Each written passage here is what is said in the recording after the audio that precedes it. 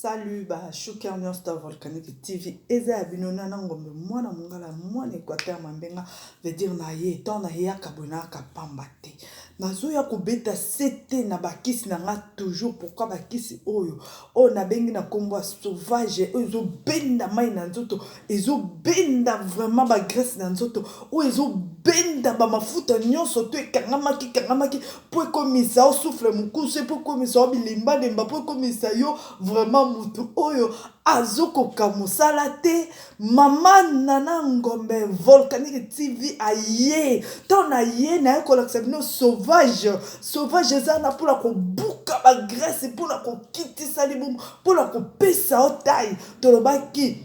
moi c'est à cause de sous libumunene te moi c'est à cause de lisusu misuni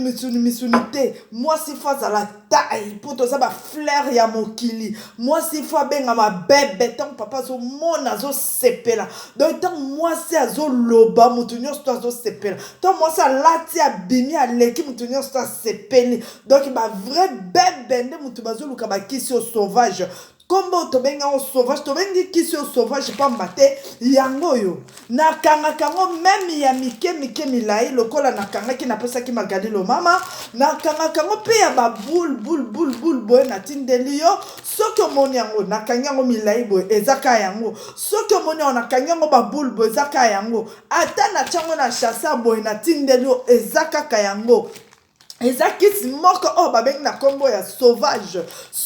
eye pambate sauvage eye pona kosisa ba graisse nyonso to alibumu mama penza zala so alati pantalon alati slim alati robe soirée alati penza body mama bengami bébé ezate que non mama amohala ta body ezate komika ifala ta moi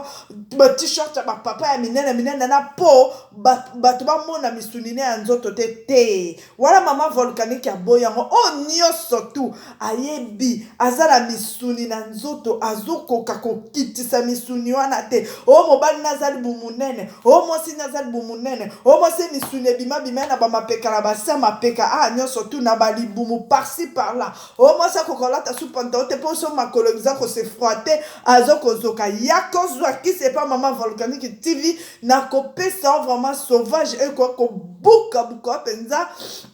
ba nini ba grâce nyonso tu na kati ya nzoto o na pesaka 100 kilo ya kozwa kisi na pesaka 120 kilo ya kozwa kisi poids ya solo ebongi na bato ya milai abongi asuka na 80 kilo 85 moi 88 90 kilo 90 kilo wana eza mabe graisse kotondo la motema okokoka ko respirer te boki okotala magali lo mama ndenge ni nazwi taille magali lo mama penza soko tali yo lobi te o penza ko mwana 15 ans ben mwana 20 ans ok mama bana misatu vraiment fan d'ici ba jeune garçon na ya gi donc afin d'ici bango donc yango ana na yeko laksa bino sauvage tozoka témoignage moko oyo ndeko na biso na kati ya Londres oyo abengaki vraiment alobi mama na solola ki na ye na tuni kisi ezo fonctionner ndenge nini alobi mama vraiment kisi impeccable na jour moko longo na 3 kilos toyoka biso nyonso tu na matoi na biso. Alors c'est maman nana bon comme je dis là-bas qui n'a perdu 3 kilos et puis deuxième jour lobby na meki le moni 400 grammes longwe mais le nit na médité pour le troisième jour donc ça va mai na ba mafuta mai belé vraiment tout belé et on a été sur la pause les lots ou bien là mais la 3 jours successifs donc la moi déjà qu'il a perdu 3 kilos 400. Voilà, merci. Voilà ba Shuker nanga bino moko boyoki ndenge Shuker ye moko alobi parce que to solola ki nene ebisi mama il faut ebisanga ba kilo ezolongwa nde nini kisi nanga so omeli yango na 2 jours ezo buka 3 kilos donc na 2 jours ezo buka 3 kilos donc ok kutu gauche te ok droite te na 2 jours olongwe 3 kilos na 2 jours olongwe 3 kilos tanga moni ke non azo perdre des kilos trop akoma fatigué na ebisaki epemisa so moni 3e jour opemisi lelo au 3e jour apemisi alongwe 3 kilos 400 grammes yango ana ba graisse penze kwei donc soko moni muto azali bumu munene ebotaka mai ekangaka mai mabumu na biso vraiment efanda na bamai moko oyo tomelaka mosusu ekendaka ofanda na kati ya bandibumu na biso toyebaka ntina te toyebaka kote nini eutaka te mais omona bamai wana mpe omona efanda na kati ya libumu boye ekebe biso baestoma ekebe biso bapumo o moto akomi na bacancer ya bapumo moto akomi ozoyeba te peut-être ozolia babilo moko ezosepe oyo ezosengela te na bapumo na oyo ozolia eloko moko ezosepelisa bapumo na ote bafoi na ote donc yango wana bamai wana ntango ekesangana esali poison na nzoto ekebebisa o non aza na cancer ya pumo o non aza na boye tous eza suite ya bamai oyo efanda ya biso ya kati ya mabumu soki omoni sauvage modele toka mai wana ezobwaka yango libanda c'est comme si bazwi vraiment tiyo bafungoli yo tiyo na kati ya libumu ezobimisa mpenza mai po sentir vraiment que non mama volcanique tv basakana na ete oyo eza na ngombe mwana mongala mwana Équateur Mambenga nayebisa bino na kapamba te Équateur Mambenga esimbami epai na biso nde forêt équatoriale esimbami mpenza epai na biso pourquoi parce que bakisi nyonso tu oyo moto akozala na bosenga postate eza epa nanga eza bébé okisi hémorroïde eza fourmi epa nanga no douleur ya mokongo pota libumu éjaculation précoce na telema bien te nga kutu impuissance sexuelle nga kutu bakutu nyonso to ane pa mama nana volcanique tv ezalaka te mwasi azangi kobota ya kozwa mwana na yo omonaki botalaki video ya mois passé bomonaki mwasi ndenge azosepela na ba audio abengi alobi penza ke non mama volcanique tv nazwi yanga mwana vraiment lelo oyo na bandoka bien te nameli liboma lelo oyo tala il y a 45 jours nazoyoka bien te docteur ya yebisinga ke non naza na retard eze sengo nanga sengo na ye pourquoi parce que tant mobile na lobi mama yebisanga nini nasala na kopesa yo vraiment nayesaye bango kaka naza médecin na otika médecin oyo nyonso aza maladi na ofonga maboko na mpona koyamba ye naza na eloko kosenga bino te nzambe atombolaka moto pamba te na esika azali to nayebisaka bino ke non bomitungisama te boke gauche te boke droite te ngai mama volcanique tv naza apona bino mpona koyeba korésoudre baproblème na bino nyonso tu nyonso tu moto azalaki nango azalaki na problème bazalaki na problème yaka pa mama volcanique tv na koyeba kopesa yo solution eza ya bato mosusu amela mwana mabe simba ete azwa pitofole simba ye eza ya moto mosusu amela pitofole simba ete azwa mwana mabe simba ye eza ya mutu mosusu amela masuba ngando mosusu amela masuba dragon mosusu amela masuba lapin mais simba ye nyonso to ane simba ye te mais ayekomela masuba lapin esimbi ye ayekomela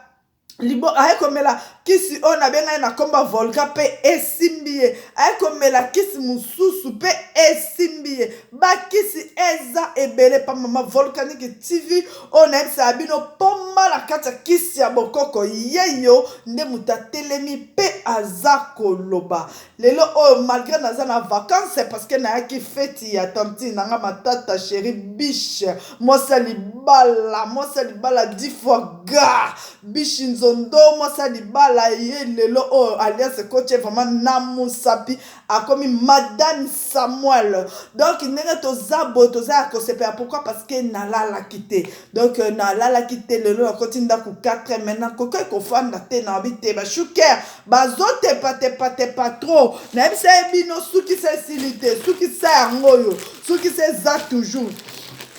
suki sa mpe eza blagi te mpona kobimisa yo libumu kobwaka yango libanda me nayebisa bino bosimba sauvage makasi parce que sauvage oyo eza eloko moko matata mingi oyo nasala yango bajete vraiment sauvage nayebisa bino naza bamélange ebele papa nyonso tu oyo asala AVC ngai nasala AVC roki nanga te masu te yaka papa ngai naza na paralyse roki nanga te masu te yaka roki nanga ezonga moke lokola ya bebe koma potopoto yaka nayebisa bino naza solution naza anti stress naza anti AVC naza anti souci oyo eza bino mama Mama Volcanique TV nde muta telemi azwa koloba. Merci beaucoup nalingi bino mingi bozala malamu na bisika nyonso bozali ba bisou nanga la bino nyonso tu bo kamata ya bino ba bisou l'homme à la taille de Dieu l'héritier du trône. Comment t'as eu bisou papa chéri? Comment t'as eu bisou l'homme à la taille de Dieu? Vraiment na lingi o mingi mosali na nkolo ezala basali na nkolo ya solo babanga ka nzambe boko mona pe mission mususu o ba dénoncer musali na nzambe moko babenge balobi azokote ya toujours makambu ya mbetu na kolakisa bino video yango na mikolo oyo koya na sima na kolakisa bino yango menayebisa bino eza basali ya nzambe ya solo lokola batoma flori na kati na poto a basalelaka nzambe ya solo lokola l'homme à la taille de Dieu basambelaka nzambe ya solo ezala basali na nzambe babanga nzambe okenda bitenga na otambo na obanga nzambe lokola bapapa Samuel na kati na Suisse mobali ya matata chéri biche abangaka nzambe ya solo vraiment lokola ami ami de Saint-Esprit na kati ya Kinshasa babangaka nzambe ya solo moyena tanga bakombo ezate papa na nyonso tu o babanga nzambe ya solo nayebi bango vraiment ata balobi mbondo akomela na komela ya mbondo pourquoi parce que ezala basala ya nzambe ya solo na basala na nzambe ya lokuta. Merci beaucoup nalingi bino mingi bozala malamu bo s'abonner belebele bo bezwa video bo panzango peut-être ça mutu moko azo base azo luka solution kasi azo zwa solution te bo panza video o ba shuker na nyonso tout les amis de les abeilles 1 les abeilles 2 fondation Nana toujours unis toujours en avant toujours liboso fondation Nana ekangi maboko te. Merci beaucoup na seko wana tonton nanga tonton chéri vraiment merci beaucoup na matata chéri moi sali bala 4 fois ga 10 fois ga donc wana matata chéri bishinzondo merci beaucoup na yo merci beaucoup na libotango memobimba merci beaucoup na bayana na balek na nyo surtout merci beaucoup na binonyo surtout Rachel na kati Afrique du Sud Rachel ngoy moi ça paix